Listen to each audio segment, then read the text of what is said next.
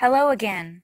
My name is Michelle Jones, and this is Horror Infiltrated.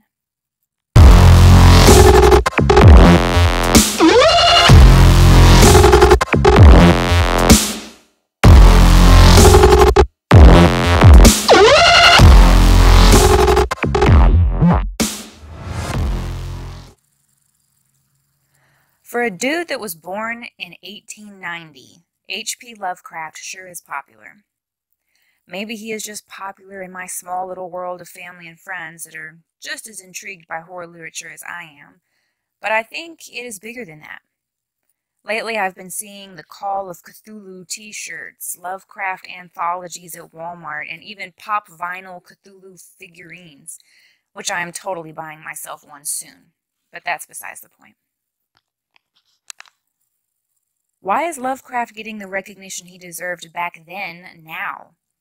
I have many theories involving society's move back towards an age of dark imagination, due to the even darker realities we find ourselves stuck in, but I won't bore you with that. Today we are going to zero in on one of H.P.L's short stories, called The Beast in the Cave. I am a fan of short stories because for the longest time they were all I could manage to write.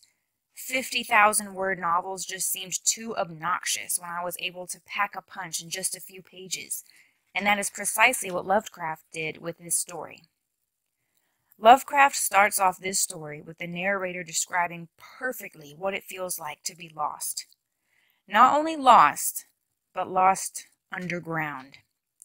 I can't imagine many things more frightening than getting lost in vast underground tunnels while your only source of light slowly goes out.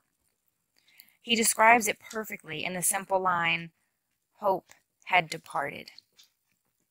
The story goes on to produce more scenarios of fear and anxiety. Tightening my hands on the book, I read over the fear of starvation, the fear of darkness, the fear of death itself.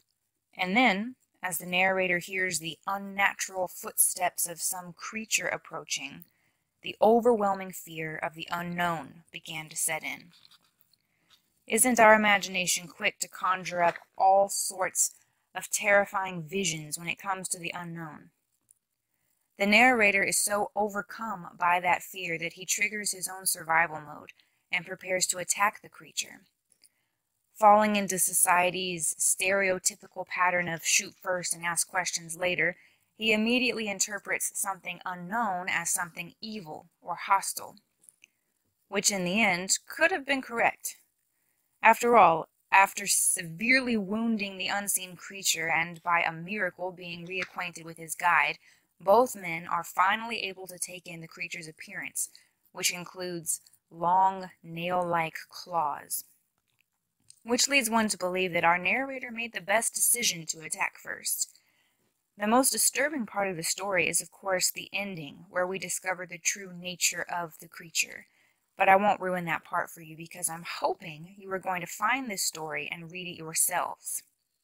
I found an awesome collection of H.P. Lovecraft's fiction for less than $20, and it is proving very worth it so far. I encourage all of my listeners to speak up and share your thoughts on the story and this episode. What is your favorite horror short story? Is there a topic on your mind you want to have discussed or questions you have? Please comment, discuss, and share this episode with your friends. Next week we are going to discuss horror in pop culture and what that means for us horror nerds. Until then, stay scared.